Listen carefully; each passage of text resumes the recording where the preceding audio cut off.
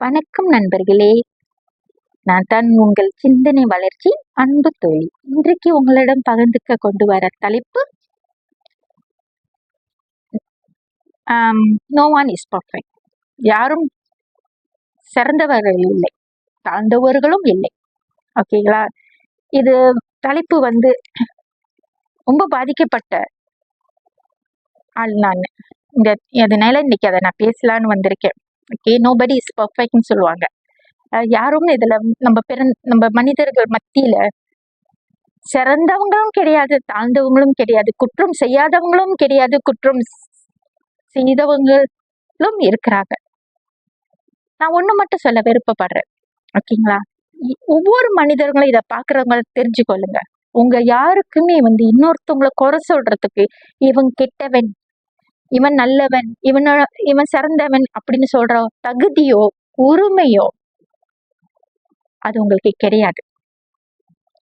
அவங்க நடத்த கெட்டவங்களாவே இருக்கட்டும், கொலைக்காரனா இருக்கட்டும், திருடனா இருக்கட்டும், பொய் சொல்றவனா இருக்கட்டும், 4 பேருக்கு எடுத்தவங்களா இருக்கட்டும், அது அவனுக்கும் அவனை படிச்ச ஒரு சக்தி இருக்குதுல்ல இந்த பூமியில, அதுக்கும் தான் அந்த பதில் சொல்ல வேண்டிய கட்டாயங்கள் இருக்குதே தவிர உங்களுக்கு இல்ல.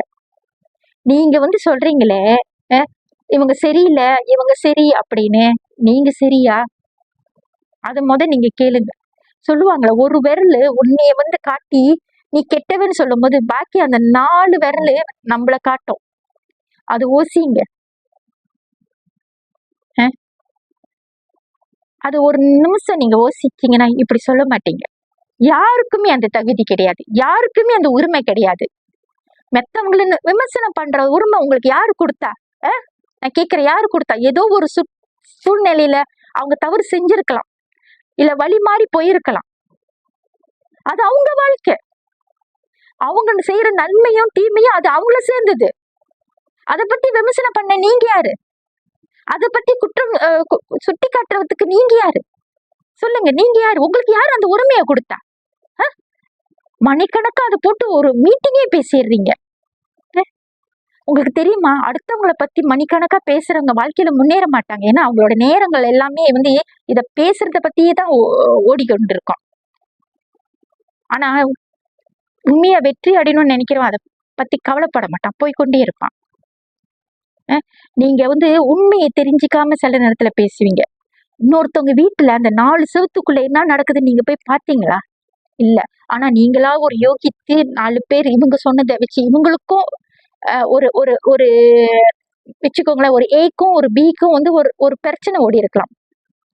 அத ஒரு பி சொன்ன கதையை வச்சு நீங்க என்ன செய்வீங்க? ஏ தப்பா நினைச்சிருவீங்க. தப்பு செஞ்ச எந்த மனிதரும் நான் தப்பு செஞ்சேன்னு ஒத்துக்கிட்ட சரித்திரமே கிடையாது. ஆனா என்னைக்குமே ஒண்ணு ஞாபகம் வச்சுக்கோங்க, ஒவ்வொரு சம்பவம் நடந்தாலும், ஒவ்வொருத்தவங்களுக்கு பிரச்சனை இருந்தாலும் 2 பக்கம் கதைகள் இருக்கு. அதுல ஒரு பக்கம் உண்மை இருக்குது. 2 பக்கமும் கதைகளை நீங்க கேட்டு தீர்மானிச்சா கூட அதுல தவறுகள் வரும். ஆனா ஏன் சட்டத்தை எடுத்துக்கோங்க, சட்டத்துல கூட சாட்சிகள் கேட்பாங்க, நிறைய சாட்சிகளை கேட்பாங்க, அதை ஆராய்ச்சி பண்ணுவாங்க. அப்புறம் தான் ஒருத்தர் குற்றவங்களா குற்றம் செய்யாதவங்களான்னு முடிவு பண்ணுவாங்க. ஆனா நீங்க அப்படி இல்லையே, இவங்க சொன்னோன்னு அவங்க கெட்டவங்க. அப்புறம் நீங்க என்ன செய்வீங்க? அந்த கதையை எடுத்து இன்னும் கொஞ்சம் ஜோடிச்சு இன்னொரு நபருக்கு நீங்க போய் சொல்லிடுவீங்க இவங்க கிட்டவங்கன்னு. இன்னொரு கொள்கை நான் என் அனுபவத்துல நான் சொல்றேன், ரொம்ப சின்னாங்க. ஒருத்தவங்களை என்னை பத்தி தவறுன்னு சொல்லிட்டாங்கன்னா அதை நம்பி இன்னொருத்தவங்க நம்பிட்டு போயிட்டாங்கன்னா நான் அவங்க கிட்ட போய் நான் கெட்டவே இல்லை, நான் தப்பு செய்யலைன்னு விளக்க மாட்டேன். ஏன்னா அவங்க அந்த கதையை நம்பிட்டாங்க. நம்பின பிற்பாடு நம்ம போய் சொல்றதுல அர்த்தமே இல்லை. ஆனா அதையே அவங்க என்னோட கேள்வி கேட்டாங்கன்னா, நான் கேள்விப்பட்டேன், இது உண்மையா, இப்படி நடந்துச்சா, இல்ல இப்படி செஞ்சியான்னு கேட்டாங்கன்னா என் பக்க கதைன்னு ஒண்ணு இருக்கும்ல, அதை நான் எடுத்து சொல்லுவேன். முடிஞ்சா ஆதாரத்தோட காட்டுவேன், நான் குற்றவாளி இல்லையான்னு. அவங்க அப்புறம் சொன்னாங்கன்னா நான் தவறுன்னு நான் மன்னிப்பு கேட்டுப்பேன், தவறு இல்லைன்னா நான் மன்னிப்பு கேட்க மாட்டேன், அவ்வளவுதான். ஆனா எத்தனை பேர் அந்த மாதிரி? என்னோட அனுபவத்துல அப்படி இல்லை. என்னைய முகத்தை நேரா யாருமே நீ இதை செஞ்சது தவறா சரியா, நீ இப்படி செஞ்சியா, நான் கேள்விப்பட்டேன்னு யாருமே நீ கேள்வி கேட்டதில்லை. ஆனா எல்லாருமே முடிவு பண்ணிட்டாங்க, நான் கெட்டவள், நான் தப்பு செஞ்சேன், நான் எது செஞ்சாலும் குற்றம் தான், நான் எது பேசினாலும் குற்றம் தான். அப்ப அவங்க கிட்ட நான் போய் என்னத்த விளக்கணும்? பரவாயில்ல, நான் கெட்டவளாவே இருந்துட்டு போறேன். நெல்லவ மாதிரி இருந்து வேஷம் போடுறதோட நம்ம கெட்டவங்களாவே காலம் பூரா இருந்துட்டு போகலாம். சரிங்களா? நான் இடையில ஒரு புத்தகத்துல ஒண்ணு படிச்சேன். நம்மள பத்தி நல்ல விஷயங்கள் பேசுறதுக்கு ஒரு மனிதர்களுக்கு கிடைக்குமா? அது எப்ப தெரியுங்களா? நம்ம அவங்க முன்னுக்கு பிணமா இருக்கணுமா? அப்ப நான் செத்தாதான் நீங்க என்னை பத்தி நல்ல விதமா பேசுவீங்க போல இருக்கு. அப்படி நினைச்சிட்டு நான் போய்கிட்டே இருப்பேன். ஸோ அதுதான் சொல்றேன். What is right for me it's not your right அப்படிங்குவாங்க. உன் பக்கம் ரைட் சைட்டு என்னோட ரைட் சைட் கிடையாது. அதனால உனக்கு ரைட்டா படுறது எனக்கு ரைட்டா இருக்காது, எனக்கு ரைட்டா படுறது உனக்கு ரைட்டா இருக்காது. ஸோ விமர்சனத்தை பண்றது தயவு செஞ்சு கையெடுத்து குப்பிட்டு கேட்டுக்கிறேன், நிறுத்துங்க. அதால ஒவ்வொரு மனிதனையும் நீங்க புண்படுத்துறீங்க. அது தெரியுங்களா? புண்படுத்துறீங்க. நீங்கள் அத்தனை பேரும் உத்தமர் தானா சொல்லுங்கள், உங்கள் ஆசை மண்ணெஞ்சை தொட்டு பார்த்து கொள்ளுங்கள். இந்த பாட்டு கேட்டிருக்கீங்களா? எனக்கு பிடிச்ச பாட்டு. யாருமே உற்றமர் கிடையாது, யாருமே இந்த பூலோகத்துல நல்லவங்க கிடையாது. தவறு எல்லாருமே தவறு செஞ்சிருக்கோம் ஒரு காலகட்டத்துல, ஒரு வயது நேரம், அறிஞ்சோ அறியாமலையோ அதுல இருந்து நம்ம வாழ்க்கைய கத்துக்கிட்டு வந்திருக்கோம். ஆனா நீங்களா என்ன செய்வீங்க? அதை மறைச்சிட்டு, ஓ நான் தான் உத்தமி, நான் தான் உத்தமன் அப்படின்னு பேசுவீங்க, நீங்க கெட்டவ அப்படின்னு.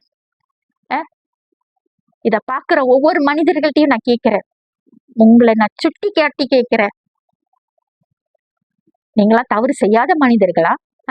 உங்களுக்கெல்லாம் யார் அந்த உரிமையை கொடுத்தா இன்னொருத்தவங்க கெட்டவங்க விமர்சனம் பண்றதுக்கு? அந்த தகுதி உங்களுக்கு யாரு கொடுத்தா? அந்த உரிமையை உங்களுக்கு யாரு கொடுத்தா? தப்பே நாம செஞ்சிருக்கட்டும், அது தண்டனை கொடுக்கறதும் அந்த தண்டனை ஏத்துக்கிறதும் அதுக்கு வேண்டிய விளைவுகளை சந்திக்கிறதுக்கும் அந்த நபருக்கு தான் அந்த உரிமை இருக்கு. அந்த நபரும் சரி, அதை படைச்ச அந்த இறைவனும் சரி, இல்ல அந்த கர்மாவும் சரி. நீங்க யாரு? ஒரு மனுஷனை வாயாலே புண்படுத்துறதுக்கு நீங்க யாரு? நோக அடிச்சிடுறீங்க. ஒரு கொலைக்காரன் கூட அவன் தண்டனை கிடைக்கிறதுக்கு முன்ன அவங்கனே பேசி நீங்க கொண்டுருவீங்க, தூக்கு தண்டனை கொடுத்துறீங்க உங்க வார்த்தையாலேயே. ஆனா அந்த அவ்வளோ செஞ்சுட்டு இவ்வளோ ஒரு மனிதனை புண்படுத்துற அளவுக்கு புண்படுத்திட்டு நீங்க போயிட்டு கோயில்ல இறைவன் மண்ணுக்கு நின்று கையெடுத்து கும்பிட்டு வணங்குறீங்களே, நீங்க செய்யறது கடவுளுக்கு தெரியாதுன்னு நினைக்கிறீங்களா? கடவுளுக்கு தெரியும். நீங்க நினைக்கிறீங்க, ஓ நான் மனசுல நினைக்கிறது நான் செய்யறது எனக்கு மட்டும்தான் தெரியும், நான் சொன்னாதான் பிறருக்கு தெரியும்னு. அப்ப ஏன் தெய்வத்தை நம்புறீங்க? நீங்க மனசுல என்ன நினைக்கிறீங்களோ உங்க தெய்வத்துக்கு தெரியாதா?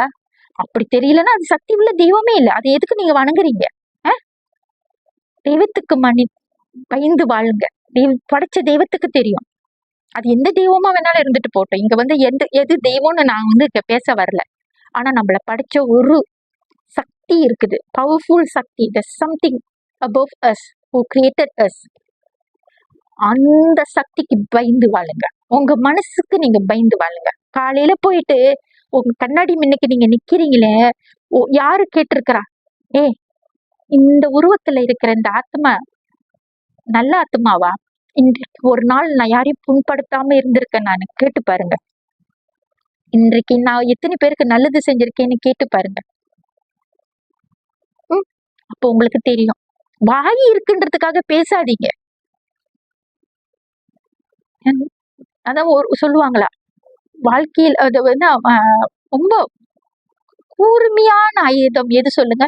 மனிதர்கள் நாக்குன்னு தான் சொல்லியிருக்கிறாங்க. சோ அந்த நாக்கு அப்படி சொல்லியிருக்காங்கன்னா வச்சு எவ்வளவுக்கு எவ்வளவு ஒருத்தவங்களை புண்படுத்தி வார்த்தையாலேயே சில பேருங்களை உயிரையே இழந்திருக்கிறாங்க, கொண்டு இருக்கீங்க. எத்தனை பேர் தற்கொலை இன்னைக்கு பண்ணியிருக்கிறாங்கன்னா அதுக்கு காரணம் உங்களோட நாக்கு, அந்த வார்த்தைகள். ஆமாவா இல்லையா? இல்லைன்னு மட்டும் நீங்க இங்க வாதாட முடியாது. அந்த நாக்கால, அந்த சொல்லால நானும் பாதிக்கப்பட்டிருக்கேன். எனக்கு அதோட வலி தெரியும். இன்ன வரைக்கும் அதெல்லாம் நினைச்சா கூட எனக்கு இன்னும் வலிக்கும். என்னடா மனிதர்கள் இப்படி நம்மள கஷ்டப்படுத்துறாங்களே அப்படின்னு. ஆனா என்னை குறை சொன்ன அத்தனை வாய்களும் உத்தமையும் இல்ல, உத்தமனும் இல்ல. சரியான தப்பு செஞ்சிருப்பாங்க, கொடூரமான தவறுகள் செஞ்சிருப்பாங்க. ஆனா என்னைய குறை சொல்லி இருப்பாங்க. ஆனா நான் கவலைப்படல. ஏன்னா அது நீங்க நினைக்கிறதுலாம் சரியா தவறான்னு நான் நிரூபிக்க வேண்டியது ஒரு நபர், அது நீ படிச்ச இறைவனுக்கு. அதனால நான் கவலைப்படல. நீ நீ சொல்றதுனால நான் கெட்டவளா ஆயிட முடியாது. நீ புகுந்தனால நான் நல்லவனா ஆக முடியாது. நான் நல்லவனா கெட்டவனா என் செய்கையில இருக்கு. அது தீர்மானிக்கிறது என்னைய படைச்சவன் இருக்குது. நீங்களா யாரு? பேசுற வாய் பேசிட்டு இருக்கோம். உண்மைன்னு ஒண்ணு இருக்கு தெரியுங்களா? அந்த உண்மை என்றைக்குமே சாகாது. ஒரு நாள் இல்ல ஒரு நாள் விபஸ்வரூபம் எடுத்து அது வெளியே வரும். there is no death for truth. Okay, அது கண்டிப்பா வெளியே வரும். அப்ப உண்மை வெளியே வரும்போது உங்க முகத்தை எங்க கொண்டு வச்சுக்குவீங்க? இவ்வளவு பேசுனீங்களே, அவ கெட்டவத்தான், அவ வீணா போனவத்தான், அவ இப்படித்தான், அவ அப்படித்தான், அவன் அப்படித்தான், இவன் இப்படித்தான், இவன் கொலைக்காரன் தான், இவன் திருடன் தான், அப்படி சொல்ற அந்த வாய் அப்புறம் எங்க போய் வச்சுக்குவீங்க? அப்படியே மாத்தி பேசிடுவீங்க. தயவு செஞ்சு மனசாட்சிக்கு பயந்து வாழ கத்துக்கோங்க. இன்னில இருந்து இந்த வீடியோ பார்த்து இல்ல இதை ஷேர் பண்ணுங்க. இத வீடியோ பார்த்தவங்களோ இல்ல இனிமே பார்க்க போறவங்களோ அடுத்தவங்கள குறை சொல்லாதீங்க. வாய் இருக்குன்றதுக்காக யாருமே விமர்சனம் பண்ணாதீங்க. ஓகே, இவங்க நல்லவங்க, இவங்க கெட்டவங்க, இவங்க சரி, இவங்க தவறுன்னு அந்த தகுதி எந்த மனிதர்களுக்கும் கிடையாது, எந்த ஆத்மாவுக்கும் கிடையாது. ஏன்னா நீங்க ஒவ்வொரு நாளும் உங்களோட வாழ்க்கையில நீங்க நடந்து போறீங்களா அந்த பாதையில, நீங்க சரியா, நீங்க தவறா, நீங்க செய்யறது எல்லாமே ரைட்டா, இன்னொரு மனுஷனை புண்படுத்துறீங்களா உங்க செய்கையால, உங்க சொல்லால, அப்ப நீங்க நல்லவரா, அப்ப நீங்க உத்தமரா? அவங்க செய்யற தவறு அது அவங்களோட போட்டோம். நீ எப்படி நடந்துக்கிற ஒரு மனிதன் கிட்ட அது உன்கிட்ட இருக்கு, உன் கையில இருக்கு, அதுதான் முக்கியம். அதை நோக்கி போ. யாரையும் புண்படுத்தாத, சொல்லாலையும் சரி செய்கையாலையும் சரி புண்படுத்தாத. இன்னொரு நபர் உன்கிட்ட இன்னொருத்தவங்களை பத்தி குறை சொல்றாங்களா, அதுக்கு வாய்ப்பு கொடுக்காத. நீ யாரு ஜட்ஜா உட்காந்து எவன் சரி எவன் தவறுன்னு நீ உட்காந்து தீர்மானிக்கிறதுக்கு? நான் கேக்குறேன், உனக்குன்னு ஒரு டைம் சொந்தத்துக்கு இல்ல, வேலை செய்யறதுக்கோ இல்ல உனக்கு முக்கியமான வேலை இல்ல, வாழ்க்கையில முன்னேறதுக்கு வழி தேடுங்க. உங்க வாழ்க்கையை முன்னேறதுக்கு வாய்ப்பு தேடுங்க. அடுத்தவங்களை பத்தி உட்காந்து விமர்சனம் பேசாதீங்க. அது ஒரு பெரிய பாவம். அதை செய்யாதீங்க. அப்புறம் அதை செஞ்சுட்டு அப்புறம் கோயில்ல போயிட்டு மணி அடிச்சு வீட்டுல சாமி கும்பிடுவீங்க, கோயில்ல போயிட்டு இறைவனேன்னு அவர் கதின்னு போய் விழுவீங்க. கடவுளுக்கு வாயுன்னு ஒண்ணு இருந்து நேரம் அவங்ககிட்ட பேசணும்னா அவரு என்ன சொல்லுவாருன்னு எனக்கே தெரியல. என் சன்னதிக்கு வராதுன்னு தான் சொல்லுவாரு, அந்த தகுதியே உனக்கு இல்லைன்னு சொல்லுவாரு. தெய்வம் எங்கேயுமே இல்லை, நம்ம உள் மனசுல தான் இருக்கு, நம்ம நடத்தியில இருக்கு, நம்ம அன்புல இருக்கு, நம்ம சொல்ற ஒவ்வொரு வார்த்தையில இருக்கு. அது எத்தனை பேர் புரிஞ்சிருக்கீங்கன்னு எனக்கு தெரியல. ஸோ இந்த வீடியோ பாக்குறவங்க தயவு செஞ்சு என் வீடியோ ஷேர் பண்ணுங்க. இது நான் இந்த தகவலை நான் உங்ககிட்ட பகிர்ந்துக்கிறதோ, இந்த சேனலை நான் இன்னைக்கு திறந்து இதுல நான் பகிர்ந்துக்கிறது ஒவ்வொன்றும் அனுபவபூர்வமானது. இது 4 பேருக்கு போய் இந்த விஷயம் சேரணும், அவங்களும் யோசிக்கணும், நம்ம சமுதாயத்துல நிறைய மாற்றங்கள் கொண்டு வரணும். இதே என்னோட முழு நோக்கமாக தான் இன்றைக்கு இந்த சேனலை திறந்து நான் உங்க முன்னுக்கு உட்காந்து நான் பேசுறேன். அனுபவபூர்வமாக ரொம்ப பாதிச்சிருக்கிறேன். நானும் இறப்பு எல்லைக்கு போயிட்டு வந்தவன் சரிங்களா. இந்த சொல்லால அவ்வளவு நோக அடிச்சுட்டாங்க, ஏதோ காப்பாத்தி விட்டாங்க. அதுதான் சொல்றேன், வாழ்க்கையில நான் அனுபவிச்சது, நான் ஒவ்வொன்றும் இன்னைக்கு உட்கார்ந்து உங்க முன்னுக்கு பேச வைக்குது. மேபி அன்னைக்கு என்னை காப்பாற்றப்பட்டது இன்றைக்கு உங்களிடம் இதை உணர்த்துறதுக்காக கூட இருக்கலாம். ஆனா அன்னைக்கு என்னை இறப்பு சாவு எல்லைக்கு கொண்டு போனது இதே மனிதர்கள் சொல்லுதான். சோ மீண்டும் சொல்றேன், யாருமே நல்லவர்கள் கிடையாது, யாருமே கெட்டவர்கள் கிடையாது, யாருமே உத்தமர்கள் கிடையாது, யாருமே சிறந்தவர்களும் கிடையாது. எல்லாருமே ஏதோ ஒரு வகையில தவறு செய்திருக்கிறோம். தவறு செய்யாத மனிதர்களே கிடையாது. சிறு தவறு இருக்கு, பெரிய தவறு இருக்கு, தெரிஞ்ச தவறுகள் இருக்கு, தெரியாம அறியாம செய்த தவறுகளும் இருக்கு. சோ விமர்சனம் பண்றதை நிறுத்துங்க. ஓகே, ஒரு பக்க கதையை கேட்டு முடிவு பண்ணாதீங்க, அதையும் நிறுத்துங்க. எல்லாத்துலயுமே there's two side of story, 2 பக்கம் கதைகள் இருக்கு. அந்த 2 பக்க கதைகளை கேட்டு ஆராய்ச்சி பண்ணணும், யாரு சொன்னது கரெக்ட் சரின்னு. அந்த ஒரு சூழ்நிலையில நீங்க இருந்தீங்கன்னா, ஓகேயா, அந்த சூழ்நிலையில நீங்க இருக்கிறீங்க, 2 பேர் பக்கத்து கதையை கேட்டு நீங்க ஒரு முடிவு பண்ற சூழ்நிலையில இருந்தீங்கன்னா 2 பக்க கதைகளை கேளுங்க, ஆராய்ச்சி பண்ணுங்க, ஆதாரம் இருக்கும்ல. உண்மை அதான் நான் சொல்றேன், உண்மை என்றைக்குமே சாகாது. அவங்க ஏதோ ஒரு வகையில உண்மை இருக்கும், ஆதாரம் இருக்கும். அதை பார்த்து முடிவு பண்ணுங்க. இவங்க சொல்றாங்க அவங்க சொல்றாங்கன்னு கேட்டு இன்னொரு உயிரினத்தை புண்படுத்தாதீங்க. அது யாரா இருந்தாலும் சரி, ஆணா இருக்கட்டும், பெண்ணா இருக்கட்டும், வயசானவங்களா இருக்கட்டும், குழந்தைங்களா இருக்கட்டும், நடுத்தரமா இருக்கட்டும், பணக்காரவங்களா இருக்கட்டும், ஏழையாக இருக்கட்டும், யாரா இருந்தாலும் தயவு செஞ்சு நீங்க ஒருத்தர் இப்படித்தான் என்று முடிவு பண்ணாதீங்க. சில சூழ்நிலையில அவங்க தவறு செஞ்சிருக்கலாம்.